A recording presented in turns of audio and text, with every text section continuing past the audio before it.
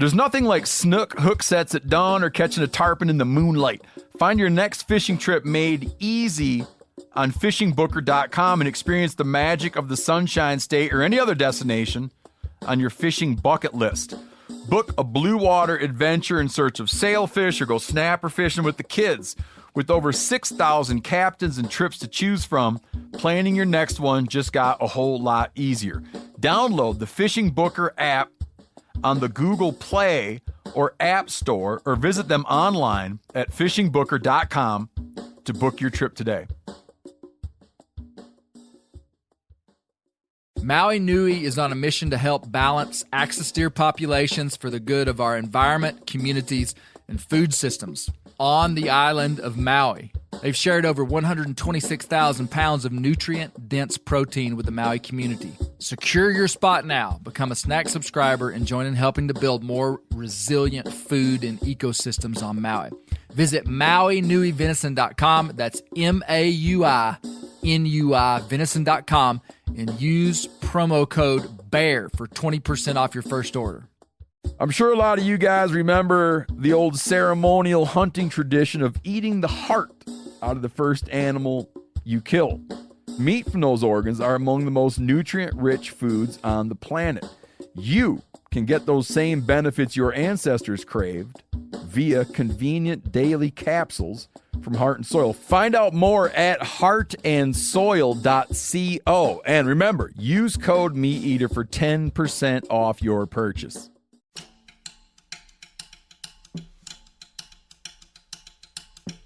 I started going door to door, trying to find out something about the most famous writer of this area, a man named Asa Carter, who wrote under the pen name of Forrest Carter. She said, "Get out of here and don't come back." This is part 2 of our Conman series on the double life of Asa Forrest Carter. We're diving into the gritty details of the violence, hate, and conspiracy philosophies that themed the first 45 years of his life, and how in the last decade of his life, he transformed into an unrecognizable Cherokee Indian author who wanted to be America's next Hemmingway, and he almost did it. Once again, author of Unmasking the Klansman, Dr. Dan T. Carter, and Steve Rinella of MeatEater lead the way as my guests. Brace yourself because our windy trail will be treacherous as we'll talk about the beating of jazz singer Nat King Cole, read from the Unabomber's Manifesto, and we'll begin to understand how Asa Carter did what he did. We're going neck deep into the mind of a con man. For real, I don't think you're going to want to miss this one. If he was shooting for race to instill racial hatred, he missed the mark. Mm-hmm. If he was shooting to make you love your grandparents, yeah.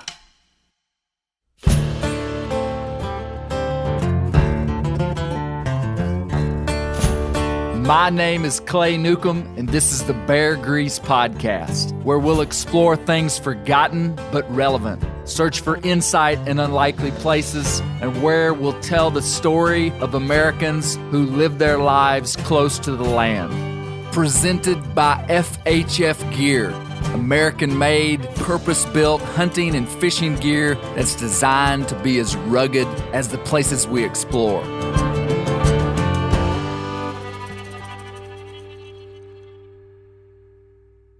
While I was in the middle of doing my research on the Wallace biography, George Wallace, I watched The Educational Little Tree climb from being a university press book with 5,000, printing of 5,000 books. Suddenly it was 100,000, 200,000, and it was on the New York Times bestseller list. And as I considered it, I was probably more indignant than I should have been. I thought, this is a lie. And I read the book. I thought there's nothing wrong with the book, but there is something wrong with claiming to be some Native American, having an Indian ancestry and using it to sell your book. So I contacted the New York Times, and actually when I first contacted them, they didn't believe me. They said, no, he has a long record as a novelist. So I sent them a statement from the ambulance driver he died in 1979 in Abilene after biblical death that I describe in the book. And he was shipped out of Abilene by air as Forrest Carter, and the hearse driver I talked to said, all I know is that when he arrived, he was Forrest Carter, and when I buried him, he was Asa Carter. That was Dr. Dan T. Carter. He's no relation to Asa.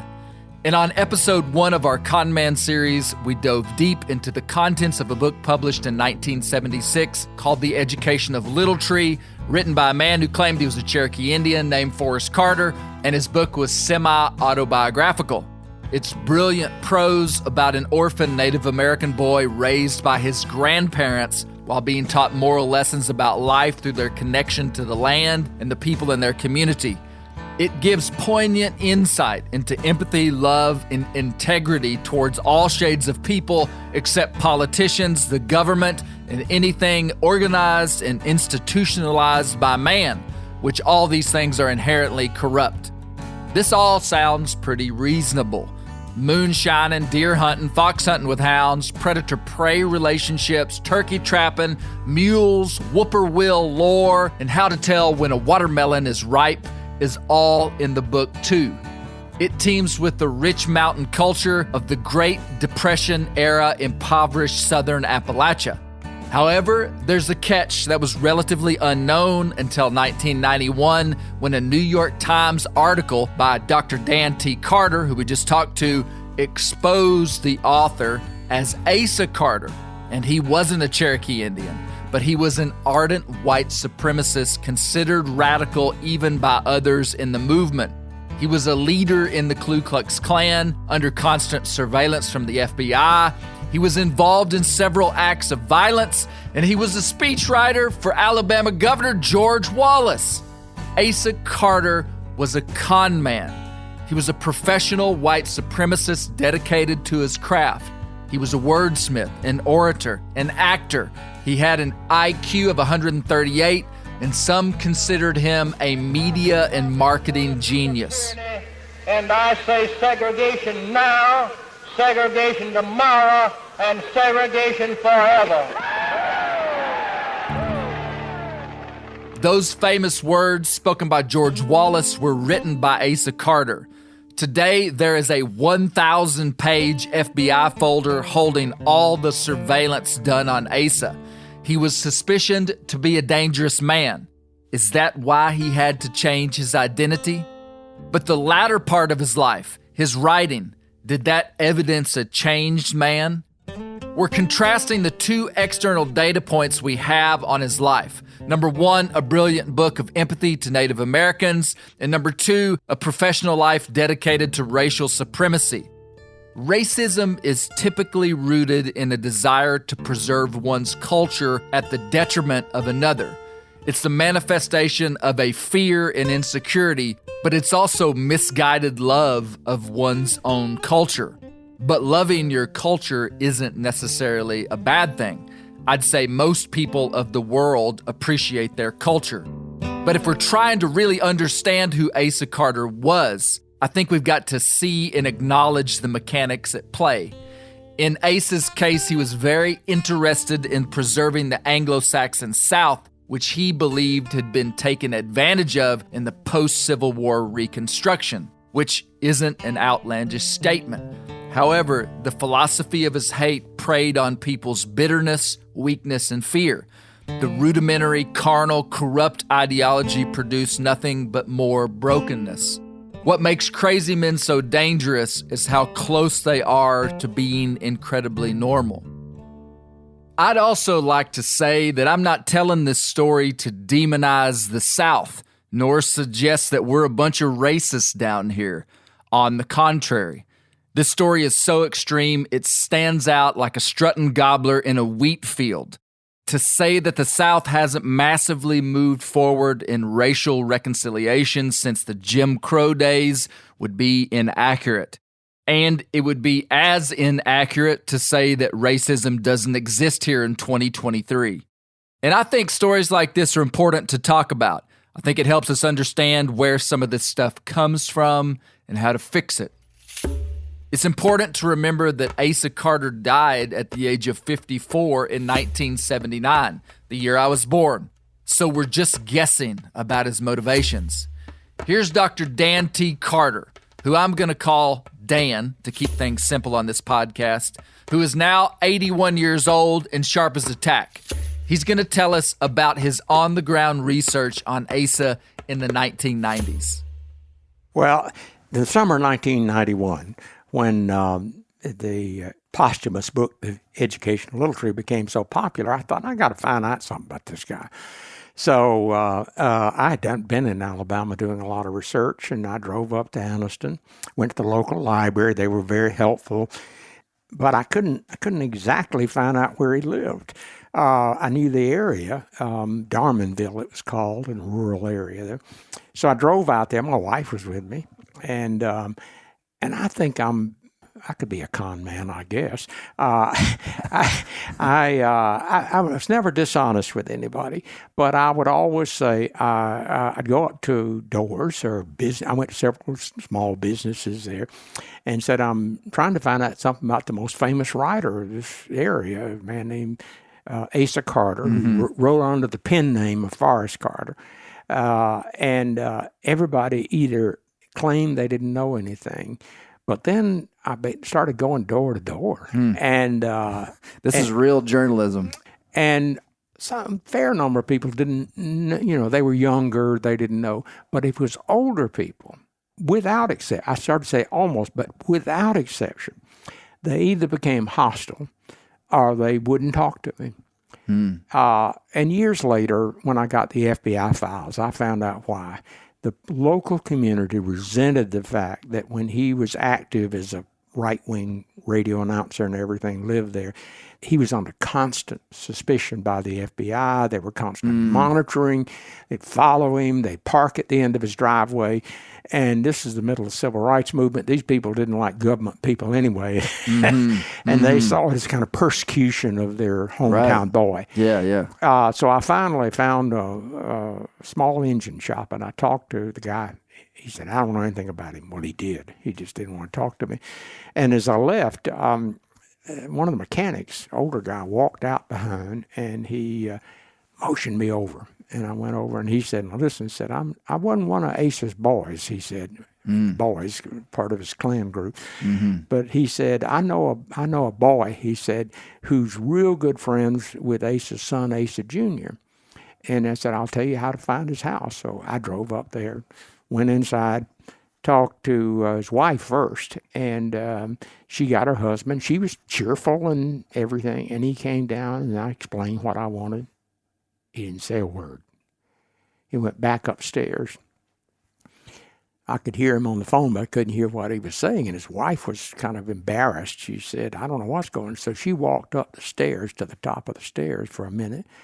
She came running down the stairs. She said, get out of here right now. And I said, what do you mean? She said, get out of here and don't come back. And I don't know what he was promising to do, but it clearly was not a good idea to stay there. So I left, and he came running out on the porch just as I drove off. He was hot. Dan would later receive some veiled threats of violence from others after his New York Times story broke. Neighbors standing up for the reputation of neighbors is conceivable, but so was violence in the stratosphere of Asa Carter. On April 10th, 1956, jazz singer Nat King Cole was attacked on stage in Birmingham, Alabama, and members of Asa's Ku Klux Klan group did it. Well, they say that the reason those men attacked you was because of a feeling against rock and roll music and Negro music, so-called. Now, what do you feel about that?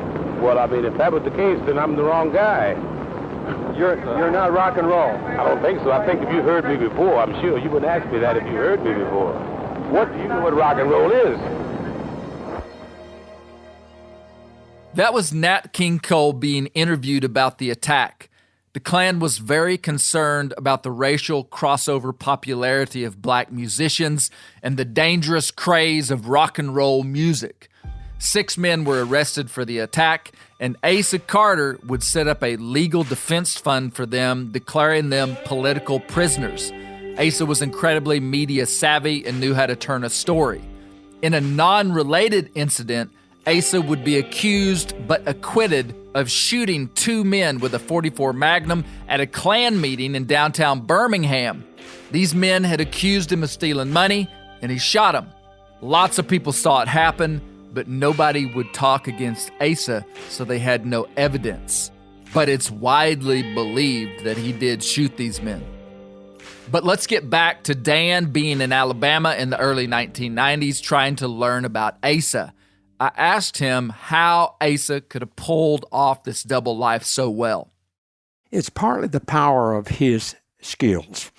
When he was in high school, I interviewed one of his high school friends, and he was in a high school play, and this classmate of his said, it was embarrassing. And I said, because he was bad? He said, no, it's because the rest of these were high school kids, and he was like a Hollywood actor. He was totally at ease on the stage. His lines were delivered like a professional actor, and it made the whole, it made it awkward to watch, you know. So from the very beginning, he had these skills. When he decided after he got out of the Navy to go to the University of Colorado, he had done his naval training there during the war. He had graduated from high school, but it was some rural high school in Alabama. And the entrance person at the University of Colorado, well, I don't know about this. So do you mind taking an IQ test? He's 138. So there was never any doubt about how really smart he was. He made a lot of political misjudgments, but in terms of intelligence, he was very capable and a great performer. He was like a Hollywood actor. Asa was gifted with words, with reading people, and had instinctual insight into the way humans operated, what compelled them, what scared them, what moved them. Most dynamic leaders have this capability. He knew what people wanted to hear. Here's Dan with some of Asa's deep background. Asa Carter had a background very much like mine. He grew up on a small farm in northeast Alabama near Anniston. And there's no evidence at all during his high school years from his classmates that he was anything other than a typical white Southern boy. I mean, sure, all of us of that generation, his generation, and even up to mine, were unconsciously racist. But he wasn't, there's nothing to indicate he was virulent about it at all or even obsessed about it. So there was nothing, you know, in his early childhood that indicated this. And then he had some traumatic event. He enlisted in the Navy in the officer training program in 1943, and he flunked out. Not because he wasn't smart, but because he went to a rural high school that just did not prepare him for the rigorous kind of program involving mathematics and other things. He just didn't have the background, and it really embittered him. And he was now 18, almost 19 years old. He goes in the Navy. He becomes a radio operator, a very courageous one. He serves in combat. But while he's on a ship in the Pacific, he meets a small group of people who are studying a series of racist, anti-Semitic, anti-black writers, Gerald L. K. Smith, names that you might not be familiar with today, but were really big in the 1930s and 40s. Many of them growing out of the fascist movement of the 1930s. And they couldn't talk about during the war. Obviously, we were all in the war against it, but secretly, many of them really, really supported Hitler. And they were fine with the war against Japan. That was why Carter always said, I was glad to fight the Japs, but I didn't want to fight my Aryan brothers. And he became obsessed with this during the time he was in the Navy. And that was a turning point in his life. Think about it. For most of us young people, and I know this from studies as well, that your real political outlook, if you have a political outlook, is often shaped 18, 19, 20 when you're becoming an adult. That's exactly the time for him. And then from then on, he was one of these, what's the word for it? Autodidact, in which you teach yourself. He read, he had a brilliant IQ. He read, but he read exclusively in two kinds of literature. One was fascist literature, anti-Semitic literature. The other was this veneration for the Confederacy. He worshiped the Confederacy and saw in not the fancy Confederates like Robert E. Lee and these, but in the tobacco chewing kind of people like Nathan Bedford Forrest, who could barely read and write, but fought like to maintain, the white South in the Confederacy. And these became his heroes. And he gradually developed a whole way of appealing to people. He started out as a radio announcer in Denver after the war. Then he worked in Yazoo City, Mississippi a little while. And then he was hired and given a radio program that gradually spread to a network. In 1865, this state right here, after the war between the states, was occupied by a federal army. In 1 year, they confiscated 190,000 farms and homes from these poor old redneck great-granddaddies of ours. But they refused to integrate. They refused to cooperate. In 1874, they whipped them. They whipped them. That was the voice of Asa. I've listened to many of his broadcasts, and he was really good. He's quite different from many of the broadcasters of the period, who were stentorian and what today makes you kind of cringe to listen to them. They had this kind of booming voice in which everything was overly dramatized. That's not the way he was. He acted like he was your uncle that sat down and just talk casually to you. And so it was different. It was a different frequency that people could connect to maybe more than they ever had. Yeah, and he was so good at a kind of folksy style in which he would tell stories about, most of them made up, but about his past or about other people. And then he would always link it back to the threat. He was smart enough to realize that anti-Semitism, particularly after the Holocaust, and the news about the Holocaust didn't play very well. That didn't mean it wasn't there. There were a large number of Americans who were still anti-Jewish, but he realized it was kind of the third rail. So he didn't talk about that much on his radio show. What he did discover was the great weapon that white supremacists had in the South, anti-communism. Because the anti-communist fervor of the 1940s and 1950s explodes with McCarthyism. And what white Southerners immediately realized, because there were some savvy politicians, was we have to convince white Americans outside the South that all the civil rights stuff is being fomented by the communists. In the South, we have 98% Anglo-Saxon races, not counting the These are the responsible people who erect free government and who have stood up and told the you must operate, you must conduct yourself from a separate state. But the communist says, one world government, one world economy, one world geographically, and a one world race. Those are heavy words. It's hard to reconcile that he's the guy that wrote The Education of Little Tree. The political play was to say that the communists were behind the civil rights movement. Whether he believed that or not, we don't really know. Some evidence would later suggest that he didn't believe that at all, but it was just a political strategy. What many have since said is that Asa's public career in media was him playing an exaggerated character that he believed the South wanted. And therein lies the problem with political leaders and most media personalities. They've got to get ratings and votes, so they do what sells. And like a nasty social media algorithm, they give the people their base level desires of what they think they want. Do you realize how nasty and dirty social media algorithms are? They'll feed you and your kids filth and tell you it's a favor. And media and politics do the same thing.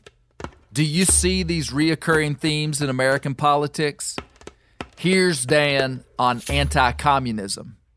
And that became the theme, his theme, and that of other right-wing radio broadcasters, not only Southern, but Northern as well, that the Communist Party is maneuvering these people, that they're not smart enough to do it on their own. And in their publications, as opposed to their sort of inner publication, is really the Jews that were behind it.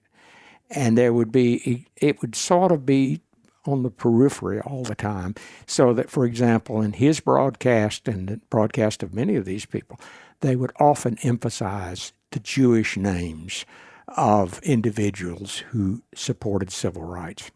Because it was true that as a whole, Jewish Americans were a group that were much more supportive of African Americans than generally white Americans were. So he was able to get away with it mostly.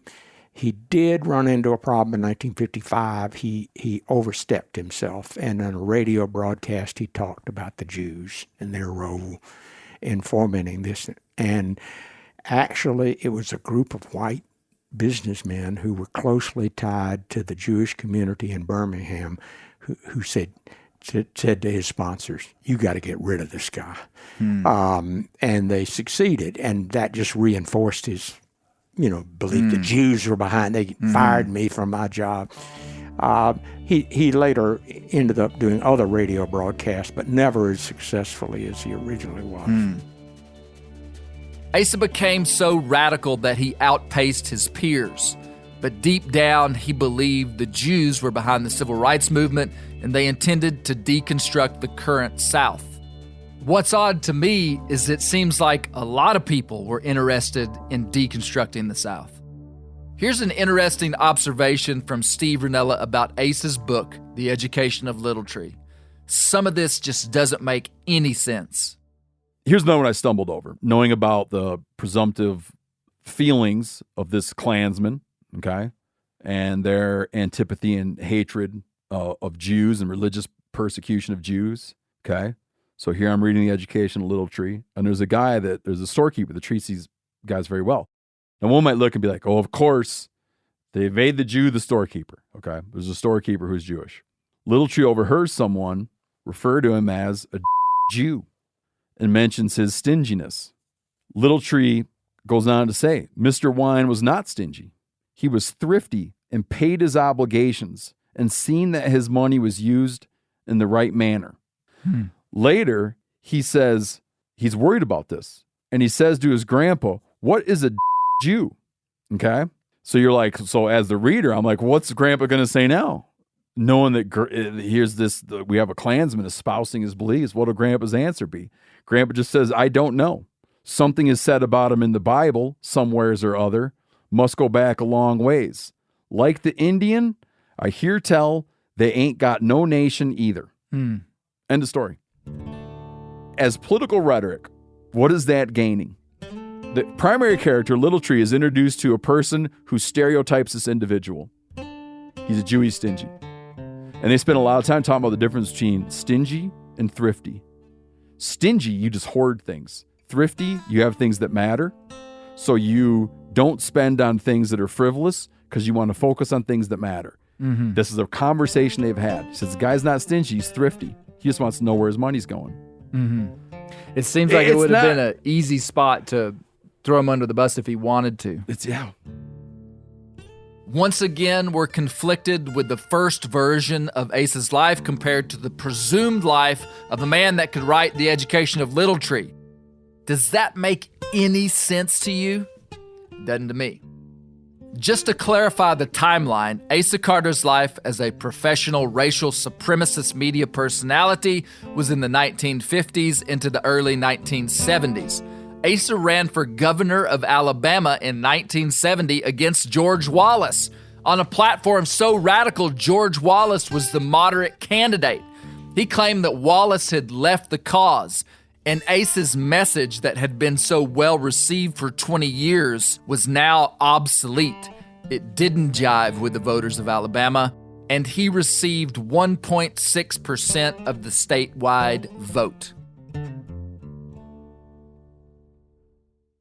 Ready to win Mother's Day and cement your reputation as the best gift giver in the family? Give the moms in your life an Aura digital picture frame preloaded with decades of family photos. She'll love looking back on these memories and seeing what you're up to today. Even better, with unlimited storage and an easy-to-use app, you can keep updating Mom's frame with new photos, so it's the gift that keeps on giving.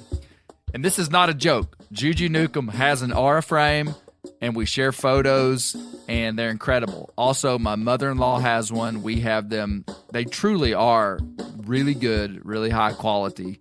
The Aura frame is easy to set up. It takes just 2 minutes to set up a frame using the Aura app. It also adjusts the display depending on light levels in the room to maintain the true color of your photos. For real, the digital screen is amazing. Right now, Aura has a great deal for Mother's Day. Listeners can save on the perfect gift by visiting auraframes.com to get $30 off plus free shipping on their best-selling frame when you use code BEAR, B-E-A-R, BEAR. That's auraframes.com. Use code BEAR at checkout to save. Terms and conditions apply.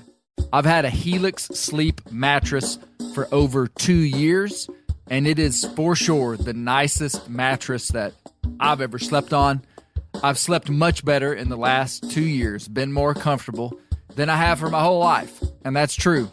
The Helix lineup offers 20 unique mattresses, including the award-winning Luxe Collection, the newly released Helix Elite Collection, a mattress designed for big and tall sleepers, and even a mattress made just for kids. Take the Helix Sleep Quiz and find your perfect mattress in under 2 minutes, and your personalized mattress is shipped straight to your door free of charge. Helix has several different mattress models to choose from, each designed for specific sleep positions and feel preferences. Helix is offering 20% off all mattress orders and 2 free pillows for our listeners. Go to helixsleep.com/clay and use the code HelixPartner20. This is their best offer yet and won't last long. With Helix, better sleep starts now. The old-timers say that the turkeys start gobbling when the leaves are as big as squirrels' ears and the red buds start popping.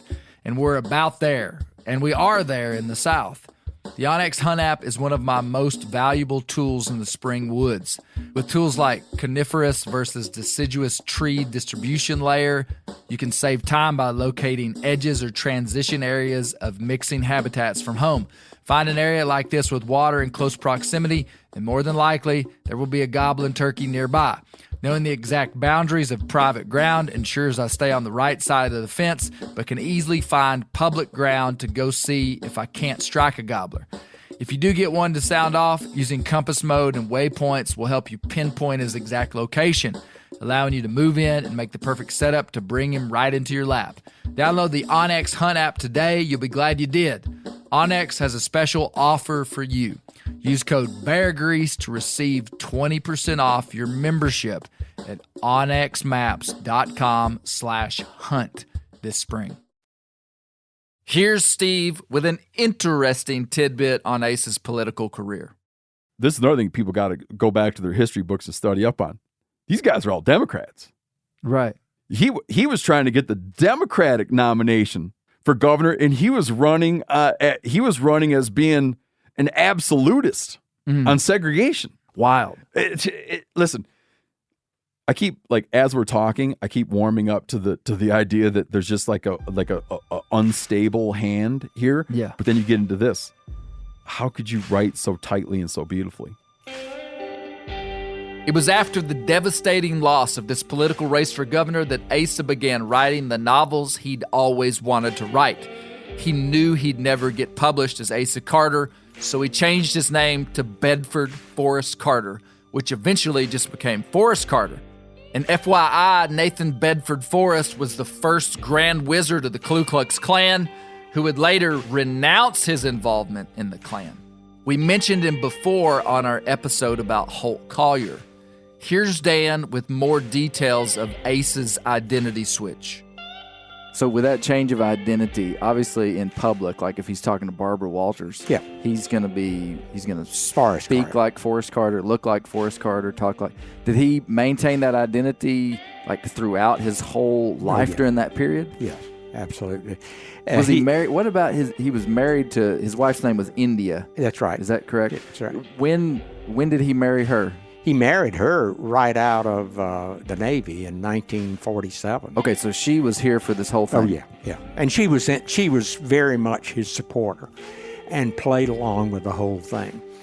She didn't even. She lived. They bought a house, as I describe in the book, through a flukish set of circumstances. He came into some money, and he bought a house down in St. George Island, and she lived down there. But he spent most of his time in Abilene. He came into some money. In 1972, Asa wrote his first novel under the alias Forrest Carter, which he titled Gone to Texas. And the movie rights to the book were purchased by Clint Eastwood, and he made it into his breakout movie, The Outlaw Josie Wales. And this part is absolutely wild, almost unbelievable. But knowing that he was being tracked by the FBI, Asa went to the FBI office and told them how to get in touch with him if they needed him, because he was about to, quote, make some money for the first time in my life, and I don't want anything to screw it up. This is a direct quote from the over 1,000-page FBI file on Asa. He then moved to Abilene, Texas. At this point, he called his son's nephews. He grew a mustache, grew out his sideburns, wore a cowboy hat, and became a New Age Cherokee Indian writer. But he had some help with this new story. All of that was made possible because of one man, a man named Don Josie, who was a wealthy Texas oil millionaire who had given a lot of money to George Wallace. And Carter had met him, and they just became like brothers. And when Carter contacted him in 1971 and said, look, I want to change my identity and move to Texas.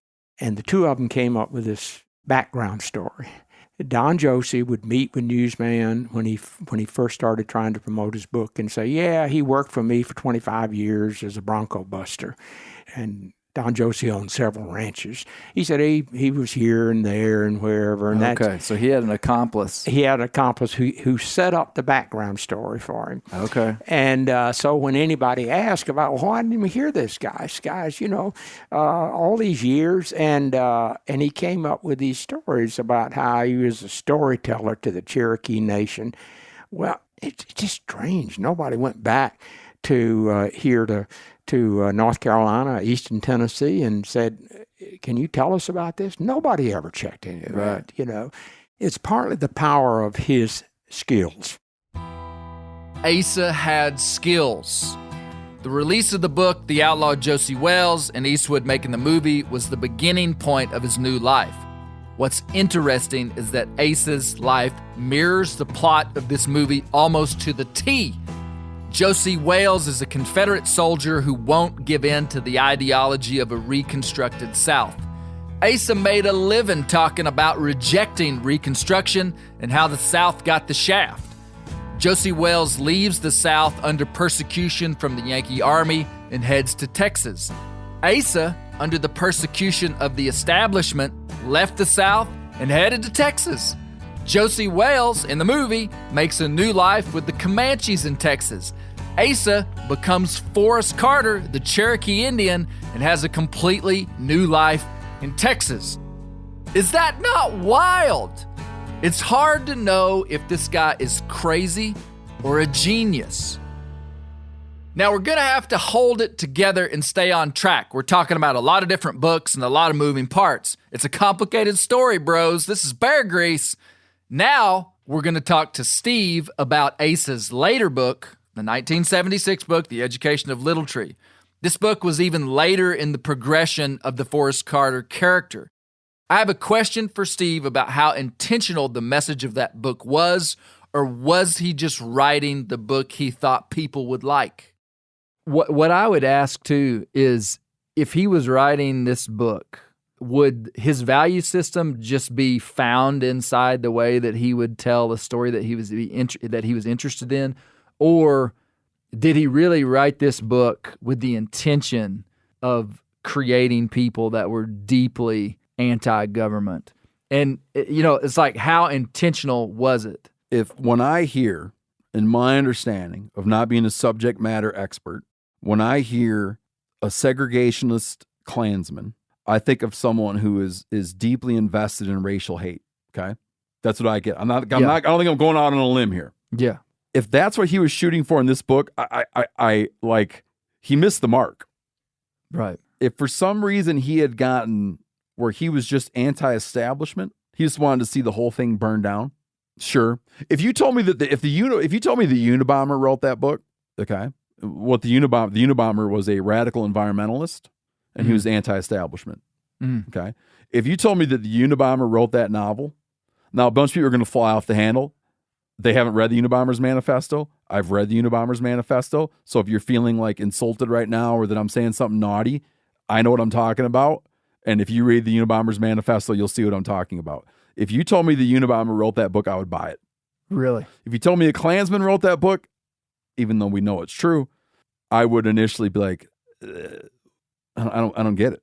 If he was shooting for race to instill racial hatred, he missed the mark. Mm-hmm. If he was shooting to make you love your grandparents, yeah, that's why the more I think about it, my wife's idea that maybe the guy was just nuts. Steve said he would have believed it if the Unabomber, Ted Kaczynski, wrote this book, The Education of Little Tree. Expounding on this is a bit like chasing a distant gobble from a bird you know you can't kill, but we're going to do it anyway. Kaczynski terrorized America by sending bombs in the mail to random people for 20 years. The FBI had over 150 people working full-time trying to find out who he was.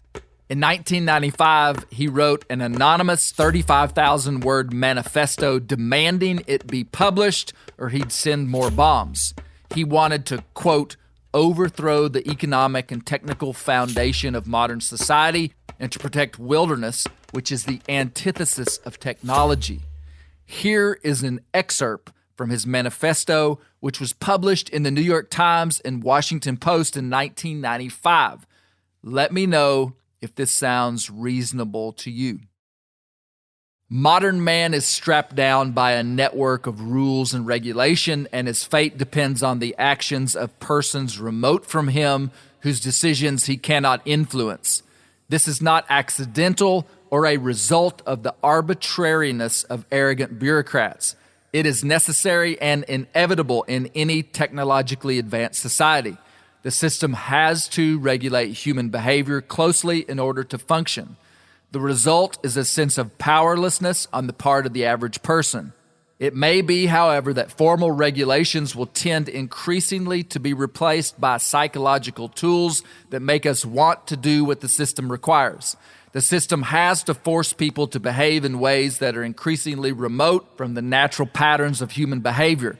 For example, the system needs scientists, mathematicians, and engineers. It can't function without them, so heavy pressure is put on children to excel in these fields. It isn't natural for an adolescent human being to spend the bulk of his time sitting at a desk absorbed in study. A normal adolescent wants to spend his time in active contact with the real world.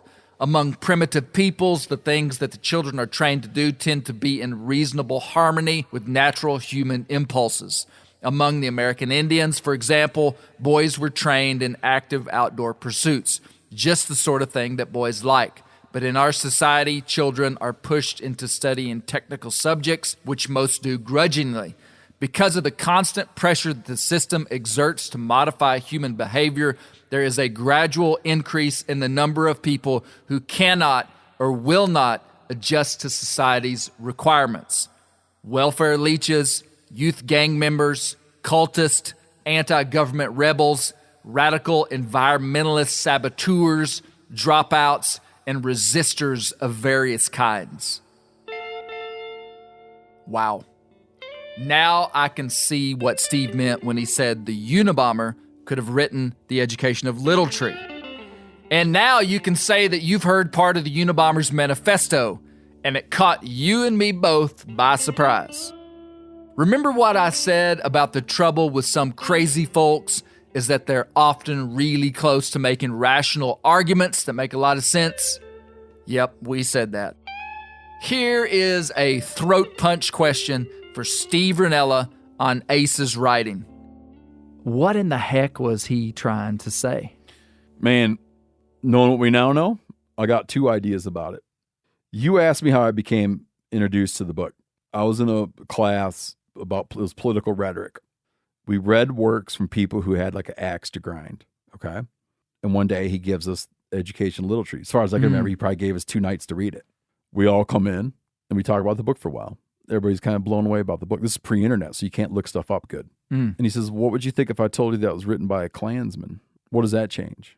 Now, to answer that, I want to point out a thing that I also became aware of in college is we were introduced to a lot of theories of literary criticism. You can read a text, a book. You could read this book and apply a Marxist criticism to it, meaning you're going to read this book and we're going to look at how does money influence behavior? Okay. How does like the big man eat up the little man? Okay. Let's say we're going to look at it from a feminist perspective. What is the role of the grandmother? Okay. Why do, when certain things are happening, the boy and the grandfather go and do them, but the grandmother doesn't participate? What does she do while they're gone? And we'll look at this whole book just in gender. Okay. That'd be like feminist criticism. But there's this other idea in criticism. It was popularized by this guy, Roland Barthes, who's a philosopher and critic. And he brought up this additional way to look at a book, which is called death of the author, to look at art or books or whatever. Meaning, a text is only itself. It doesn't matter what the author meant. The author's biography doesn't matter. The author's background doesn't matter. It doesn't matter. The text is itself. The text is its own living, breathing thing. Don't burden it with what someone meant. Right? Right. When a song means something to you, okay, let's say you listen to a song means something to you and it feels a certain way. And then someone says, oh, no, that's not what it's about. If you listen to the lyrics carefully and then you watch this interview with the songwriter, you'll see that it's not about heartbreak. It's about his mom. The death of the author stuff will be like, that doesn't change it. When I hear it, that's how I feel. That's what it made me think of. I don't care what he thought. He has nothing to do with this. It's a thing, it's a piece of art, and it's my interpretation of it, and all that is just extra. So if we look at this book that way, you can't help but think it's about all the things you and I were talking about earlier.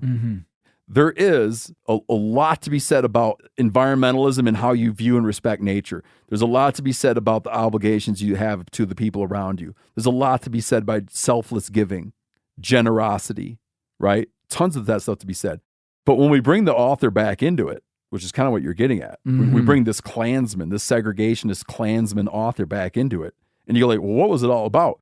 There's 3 takes. One is my wife's idea. I'm going to tell it to you, and I'm going to leave it hanging. One take is that he changed. He was wrong. This is his apology. Right. One take is that he didn't change at all. And he is something of an anarchist. He despises the U.S. government. He despises Catholicism, has a real axe to grind with organized religion, doesn't like the education system. He's an anarchist. When I recently emailed with the teacher that taught it, he pointed out there's a lot to be found in here around things that you might consider the Don't Tread on Me movement. Anything organized, anything establishment should be torn down. Okay, maybe that's what he meant. But if that's what he meant, and this is a Klan text, there's some parts that are really hard to get your head around. One of the first things that happens in the book is they get on a bus. The grandfather gets the boy. They get on a bus. Opening scene. The opening scene. They step onto a bus, and the bus driver, keep in mind, this is in the 70s, and we're talking about a bus, okay? People getting on buses, and Rosa Parks, and the civil rights movement, and how you're seated on a bus, what your interactions with the person driving the bus a are, hot topic back is then. in here. Little Tree and his grandfather get on the bus. The bus driver makes a joke to everybody on the bus and says, "How?" And everybody on the bus has a laugh. Cherokee greeting, like hi. Yep, a big, loud, sarcastic Cherokee greeting of how, directed toward the people on the bus who all laugh at the Indians. It makes them feel very awkward to pay, and makes it painful for them to count out and pay the bus fare. And that's like that's loaded. Yeah. Yeah. And it's not about whites. It's about the treatment of Indians. What's more, there's a part in the book where Grandpa is relating a story that happens to his father. And his father it's like a parable about the Reconstruction South. And in it, Union soldiers kill a black man. It is like, when you look at it, like never minding the death of the author thing and just taking the educational little tree as this thing, which is very hard, admittedly, very hard to do, knowing what we know about the individual who wrote it. Mm-hmm. And it's a Klan thing. It's a segregationist thing. It's very complicated if that's the case. Yeah. My professor that I emailed with, he pointed out, if you do look at it as political rhetoric, he's not preaching to the choir, right? Mm-hmm. He's taking people from the environmental movement. He's taking people who feel Native Americans were brutalized by the U.S. federal government. He's drawing an audience here. This was on Oprah prior to the revelation about the author. This was on like this sort of like formalized book list, library shelf of Oprah Winfrey. In the early 90s. Okay. Is it so like seditious that it's taking an audience of the environmental movement, back to the landers, hippies, people who sympathize with the Native American movement in the 70s? He's introducing them to anti-establishment. He's introducing them to the idea that their government is evil. Like, is he that shrewd? Can I do the third one? Yeah. My wife's like, maybe he's schizophrenic.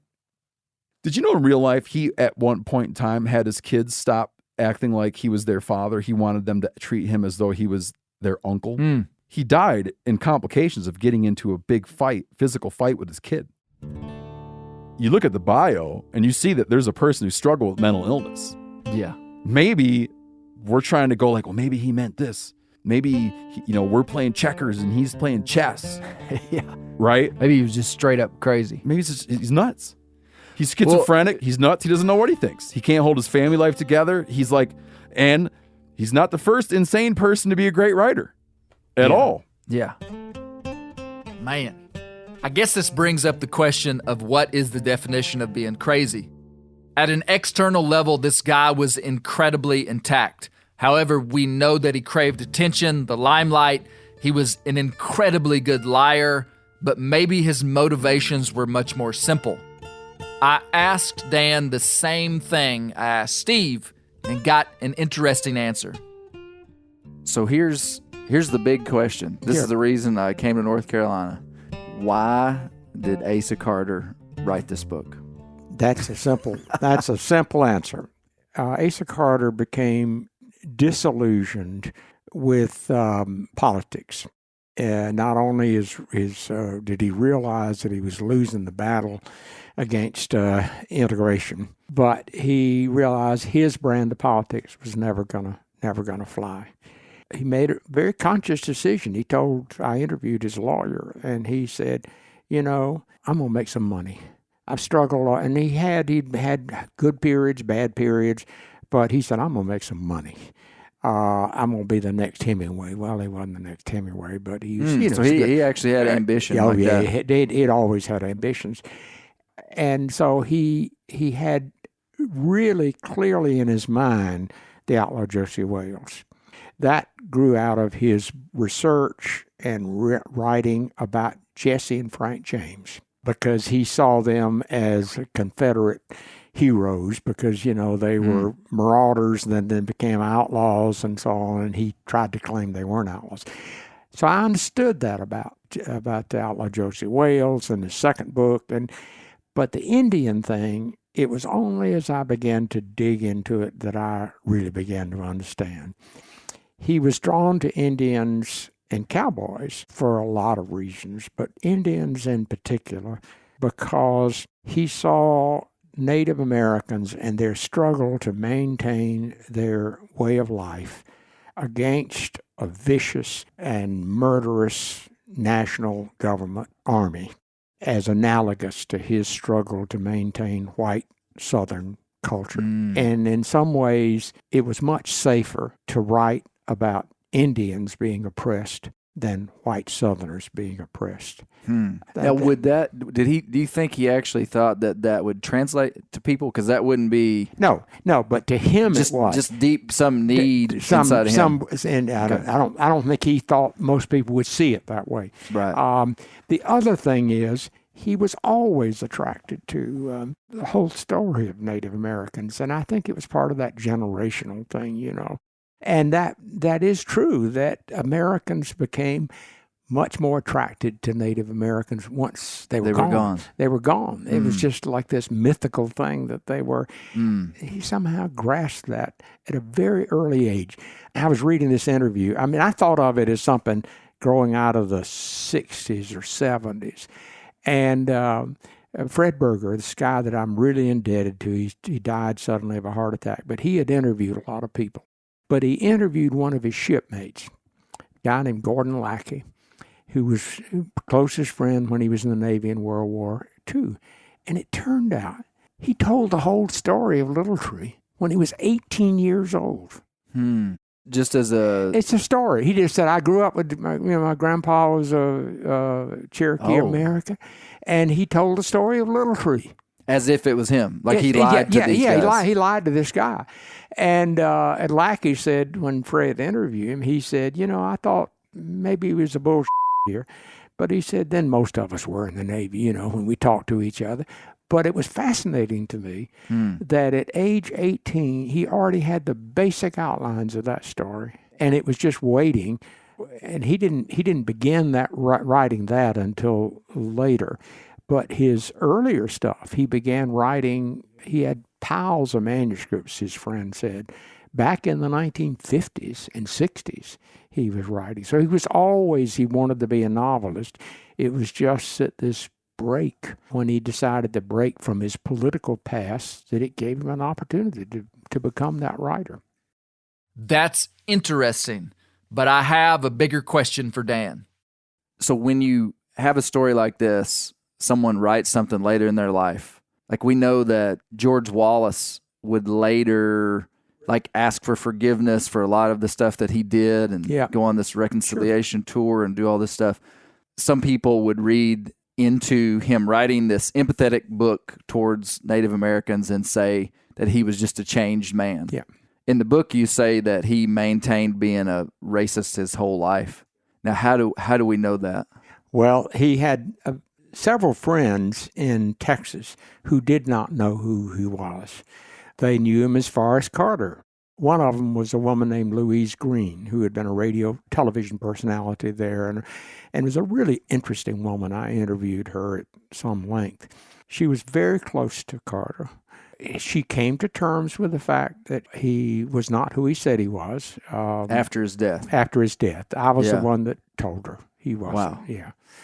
And she said what broke my heart about him was that in many ways he was a fascinating individual, and she loved to be with him. I mean, he was just a great person to be around when he was in the Forrest Carter persona. Yep. But she said what would happen by this time, the time she knew, he was struggling with alcohol.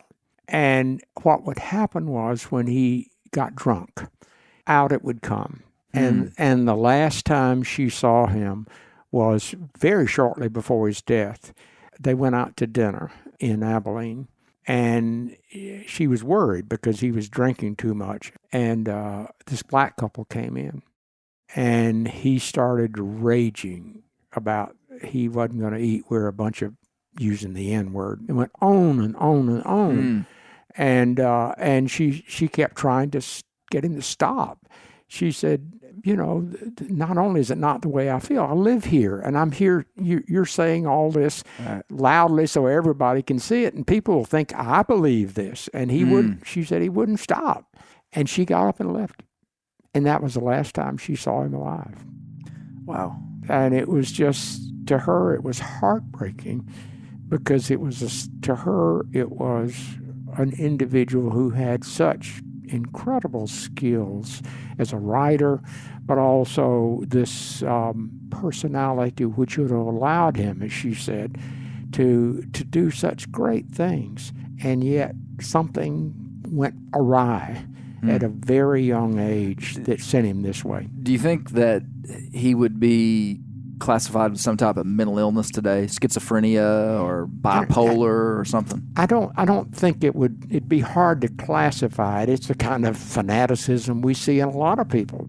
It is interesting to me that his sister, who loved him very much, but who totally disagreed with him. She was chief of psychiatric nurses at the University of Alabama Birmingham Hospital. And she loved her brother, but she sat down with him on one occasion and tried to persuade him to see somebody for psychiatric help. And he never spoke to her again. He just cut himself off completely.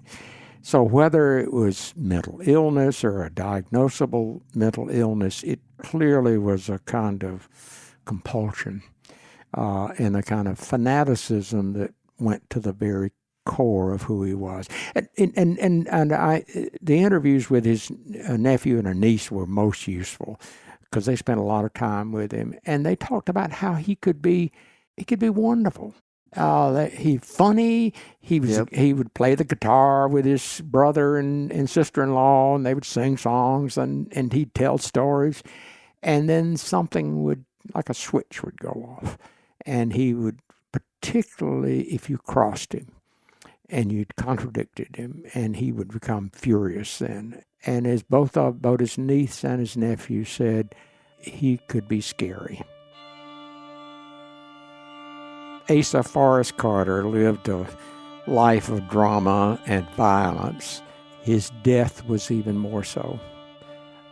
For years, we knew that there were suspicious circumstances. I mean, this was common knowledge at the time, that he died, and the official autopsy showed that he died of being unable to regurgitate food. He choked to death on it.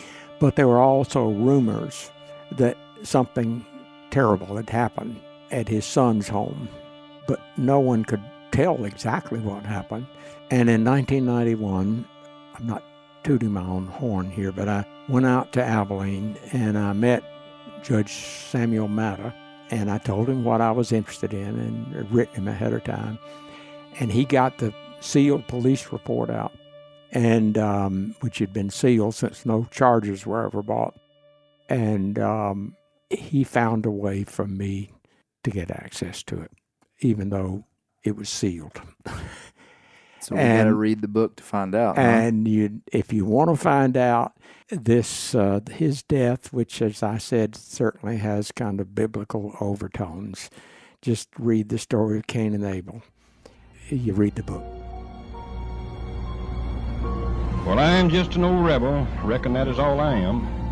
For this carpetbagger government, I do not give a dad blame. I'm glad I fit again it. I'll keep fighting till we won. And I don't want no pardon for nothing that I done. No, I don't want no pardon for what I was nor what I am. And I won't be reconstructed, and I don't give a dad blame. This is Asa Carter. May God bless you, and I thank you for listening.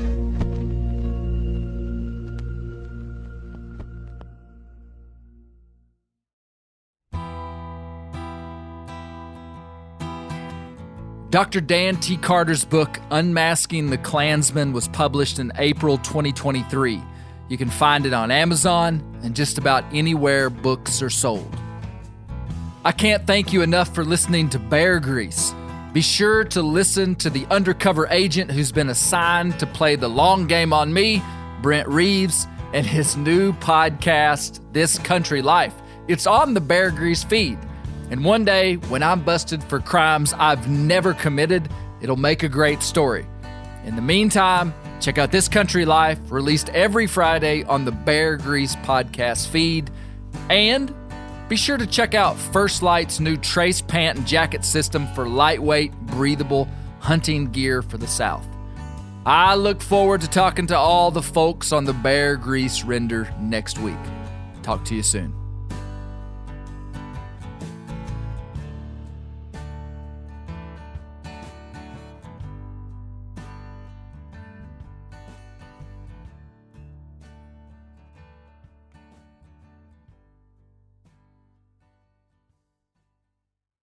I'm sure a lot of you guys remember the old ceremonial hunting tradition of eating the heart out of the first animal you kill. Meat from those organs are among the most nutrient-rich foods on the planet. You can get those same benefits your ancestors craved via convenient daily capsules from Heart and Soil. Find out more at heartandsoil.co. And remember, use code MeatEater for 10% off your purchase. Outdoor adventure won't wait for engine problems. Things like hard starts, rough performance, and lost fuel economy are often caused by fuel gum and varnish buildup. Seafoam can help your engine run better and last longer. Simply pour a can in your gas tank. Hunters and anglers rely on Seafoam to keep their engines running the way it should the entire season. Pick up a can of Seafoam today at your local auto parts store or visit seafoamworks.com to learn more.